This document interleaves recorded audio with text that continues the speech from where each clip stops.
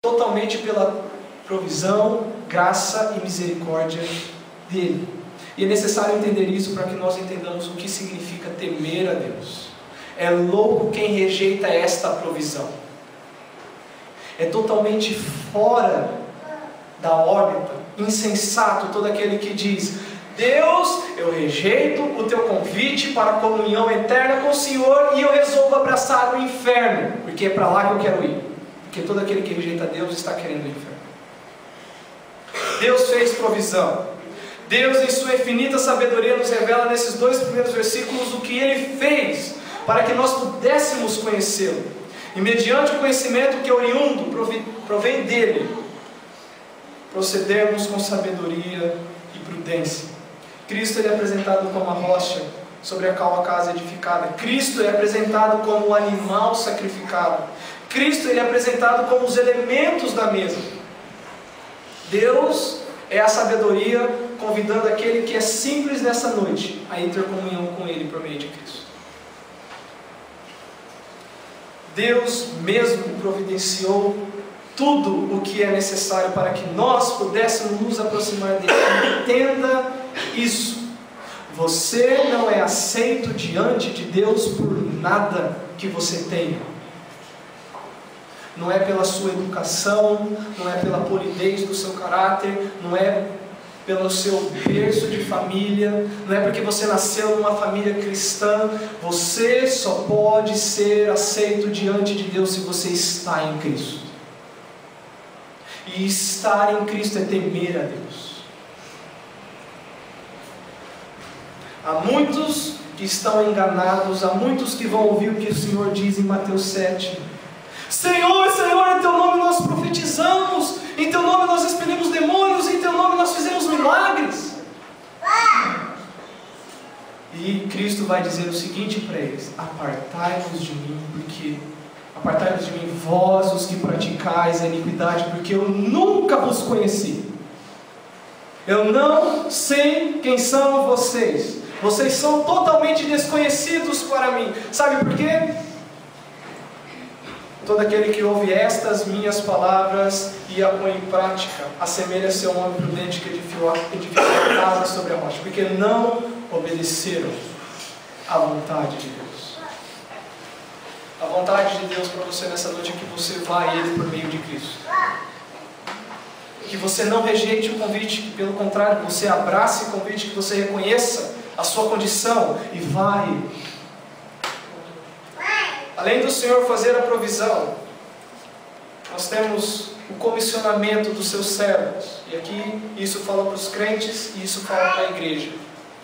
No versículo 3, já deu ordem às suas criadas. Além de Deus de providenciar tudo, uma das evidências daqueles que estão temendo ao Senhor é que eles obedecem às suas ordens e eles cumprem. Ide por todo mundo e pregai o Evangelho a toda criatura, batizando-os em nome do Pai, do Filho e do Espírito Santo. Uma das características daqueles que estão servindo e estão se alimentando à mesa de Deus é que são pessoas que espalham o Evangelho. São pessoas que levam um estilo de vida evangelístico. Porque a ordem está dada às suas criadas, às suas servas. A ordem está dada à igreja. Ide, não ficar criando coisinhas. Vem, não, nosso trabalho é lá fora. Vamos fazer um negócio aqui, aí todo mundo vem. Ninguém quer dar cara a tapa, ninguém quer ouvir não, ninguém quer ser xingado, ninguém quer fazer como na época de Spurgeon, certo pregador pregando na rua, acho que foi George Whitefield, e ele pregando, jogaram um gato morto nele. Ele chegou em casa todo feliz para a esposa e disse: hoje eu tive a honra e o privilégio de ser atingido com um gato morto, pregando a Cristo.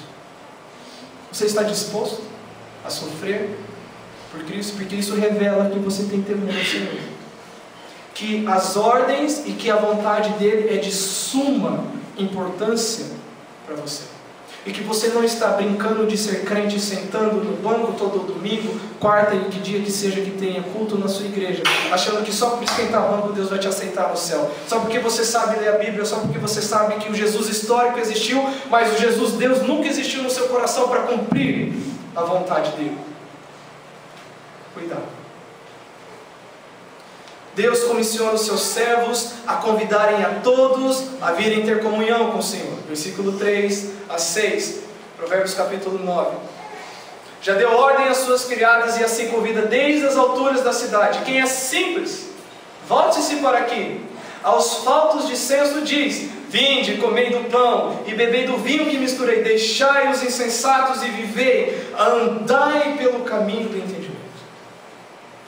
A responsabilidade destes servos. Se você se diz servo do Senhor, eu não sei se você tem o conhecimento de qual é o significado da palavra servo no Novo Testamento. Tem, se eu não me engano, 5 palavras. Uma é diácono, que é denotado servo. Outra é ministro. Vocês falam: eu sou ministro de Deus. Os ministros naquela época eram pessoas responsáveis por remar os navios, que ficavam no terceiro compartimento do navio remando, e eles morriam naquela posição de ministros. A vida deles era entregue lá. Mas quando se diz servo, é a palavra doulos, que significa aquele que é amarrado, aquele que está atado, aquele que está amarrado ao tronco. O tronco é Cristo, e a corrente que está no seu tornozelo é a vontade dele, onde você vai até onde ele deixa você. E todo servo atende à vontade do seu Senhor, que diz: ide, convidai.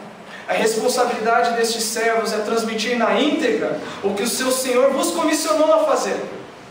Anunciar que Deus tem providenciado pão e vinho para os seus convidados.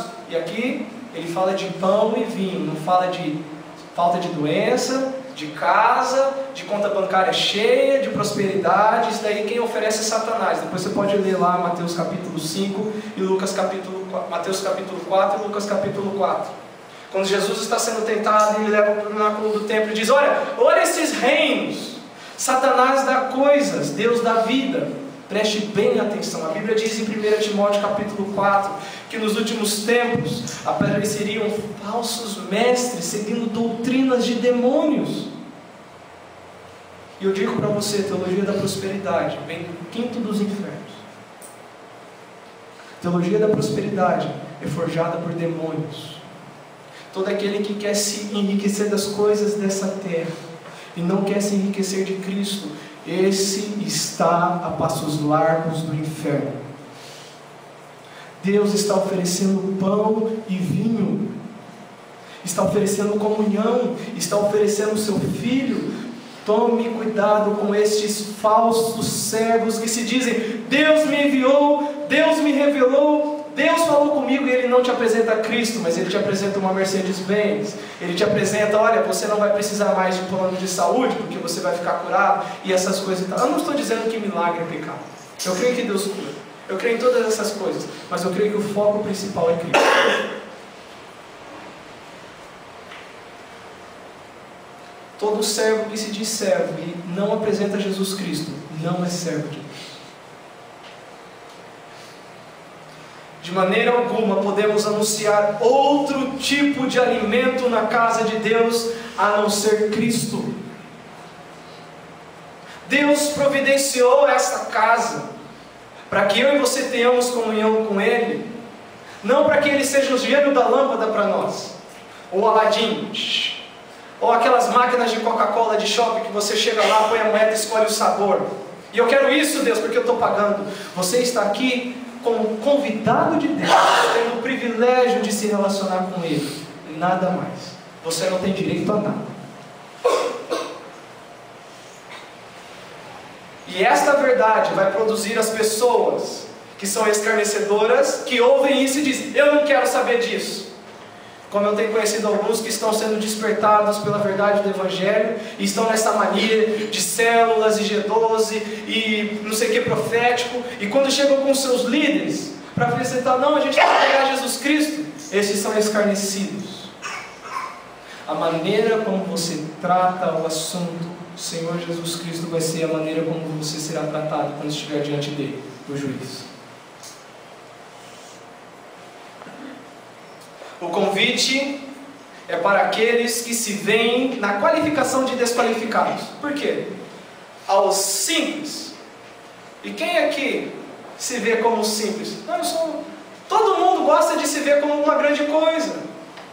Ninguém gosta de ser humilhado, ninguém gosta de ser visto por menos, ninguém gosta de dizer, eu tenho desqualificações. Não, nós sempre gostamos de mostrar que somos alguém, que podemos alguma coisa, que temos algo.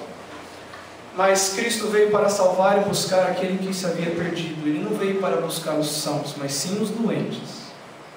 E o convite para estar à casa de Deus, todo domingo, é porque você é um pecador miserável como eu. E toda vez que a casa que Ele edificou sobre a rocha está aberta, e todos os dias que Ele te dá a oportunidade para que você abra o temor do Senhor, porque em Salmos 19 o temor do Senhor é caracterizado como a palavra.